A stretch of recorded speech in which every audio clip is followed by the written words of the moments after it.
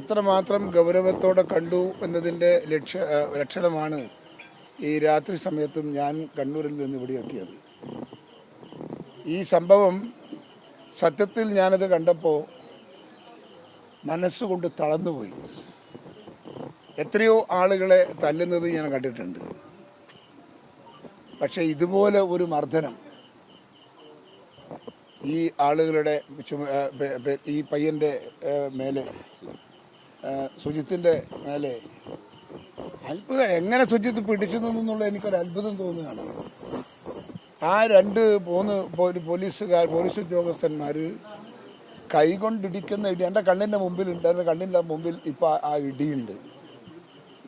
ഈ കൈയുടെ ഇതുകൊണ്ട് വരെ കുത്തുകയാണ്. ഈ കൈയിൻ്റെ ഈ മുനമ്പ് കൊണ്ട് ഇതിനെ കൊണ്ട് കുത്തിയാൽ എല്ല് തന്നെ തകരും. അതുപോലുള്ള തല്ലാണ്, അതുപോലുള്ള തിക്കാണ്. കൈ കൊണ്ടടിക്കുന്നു, കൈ കൊണ്ട് കുത്തുന്നു, പിന്നെ വീഴുന്നു. അപ്പോൾ ഇവൻ അന്നേരം അടിച്ചിട്ട് ഇവൻ എന്തോ പറയുന്നുണ്ട്, ഞാൻ അങ്ങനെയൊന്നുമില്ല, എന്തൊക്കെ ചോദിച്ചപ്പം അതൊന്നും ഇല്ല എന്ന് പറഞ്ഞ് നിഷേധിക്കുന്നത് ഞാൻ കാണുന്നുണ്ട്. പക്ഷെ എനിക്ക് എന്താണെന്ന് തിരിഞ്ഞിട്ടില്ല. പക്ഷേ ഇത്ര മാത്രം ഒരു ക്രൂരമായ മർദ്ദനം ഒരു പോലീസ് ഉദ്യോഗസ്ഥൻ്റെ കയ്യിൽ നിന്ന് വരിക എന്ന് പറഞ്ഞാൽ ഈ നാടിൻ്റെ ന്യായവും ഈ നാടിൻ്റെ നിയമപരമായ സംവിധാനങ്ങളും ഒക്കെ തകർന്നു എന്നാണ് അതിൻ്റെ അർത്ഥം. ഒരു കാരണവശാലും നമുക്കത് അംഗീകരിക്കാൻ സാധിക്കില്ല. അദ്ദേഹം ഈ ഇടിക്കുന്നവൻ ഒരു മനുഷ്യനല്ലേ? ആ ഇടി അവൻ്റെ ശരീരത്തിൽ കൊണ്ടിരുന്നുവെങ്കിൽ എന്താവും എന്ന ഒരു നിമിഷം ചിന്തിക്കണമെന്നാണ് ഞാൻ അവരോട് ആവശ്യപ്പെടുന്നത്. മനുഷ്യത്വത്തിൻ്റെ ഒരു സ്പർശം ആ മനസ്സിൻ്റെ അകത്തുണ്ടായിരുന്നുവെങ്കിൽ ഒരാളും ഇതിങ്ങനെ ചെയ്യില്ല. അത്രമാത്രം ക്രൂരമാണ് ഈ അന്നത്തെ ഇടി. എനിക്ക് അത്ഭുതമാണ്. അത് കഴിഞ്ഞിട്ട് ഇവൻ ഇതുപോലെ നടക്കുന്നു എന്ന് കണ്ടപ്പോൾ തന്നെ എനിക്ക് അത്ഭുതമാണ്. ശരീരത്തിൻ്റെ അകത്തും നെഞ്ഞത്തും ഒക്കെ ഇനി ഇവിടെ ഒരു സ്ഥലത്തും അടിയുള്ള ബാക്കിയില്ല. അവിടെ എല്ലാം ഇടിയാണ്. ഈ കൈയിൻ്റെ കുത്തുകൊണ്ട്, ഈ കൈയിൻ്റെ ഇതുകൊണ്ട് ശരീരം മൊത്തം ഇടിയാണ്. ചെവി തകർന്നു പോയി. ഞാൻ ചെവി തകർന്നു എന്ന് ഞാൻ ശരിക്കും പിന്നെ മനസ്സിലാകുന്നത് ചെവി തകർന്നു എന്നുള്ളത്.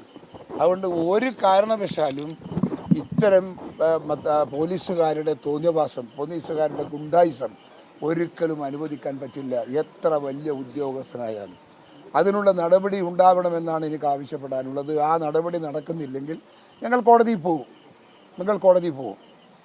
അതിന് നടപടി വേണം. ഈ പോലീസ് ഉദ്യോഗസ്ഥന്മാരുടെ പേരിൽ അർഹിക്കുന്ന നടപടിക്ക് അവരെ വിധേയരാക്കണം. ഒരു സംശയവും വേണ്ട.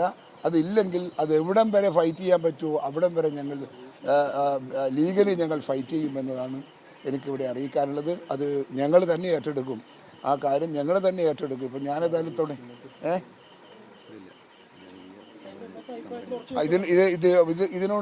ഇതിനോട് യോജിച്ച് അല്ലെങ്കിൽ ഇത് ഉൾക്കൊണ്ടുകൊണ്ട് പോകാൻ അവർ തയ്യാറാവുന്നില്ലെങ്കിൽ ജനകീയ പ്രക്ഷോഭം നടത്തി നമ്മൾ സർക്കാരിനെ കൊണ്ട് അംഗീകരിപ്പിക്കും എന്നുള്ളതാണ് എനിക്ക് പറയാനുള്ളത്.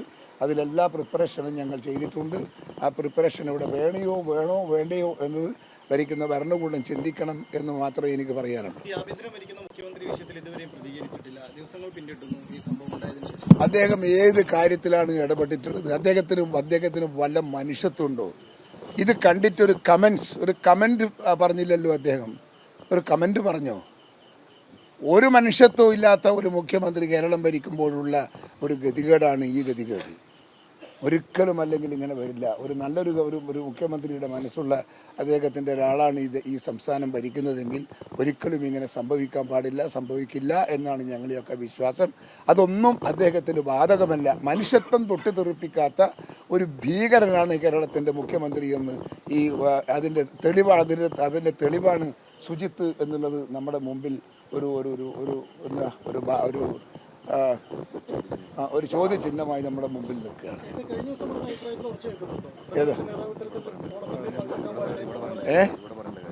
ഏതാ അല്ല, അതും ഇതും തമ്മിൽ നിങ്ങൾ കൂട്ടി അതൊന്നുമല്ല. ഞാൻ ഇതും അതും തമ്മിലൊന്നും ബന്ധമില്ല. അത് വേറെ, ഇത് വേറെ, രണ്ടും വേറെ.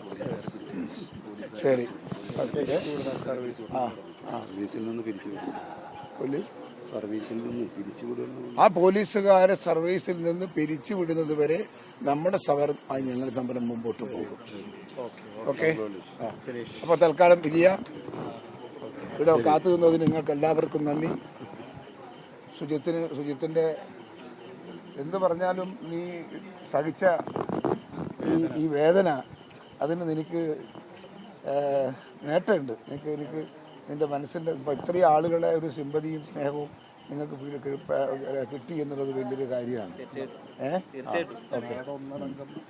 നാടൊന്നടങ്കം നിൻ്റെ കൂടെയുണ്ട്. ഓക്കെ.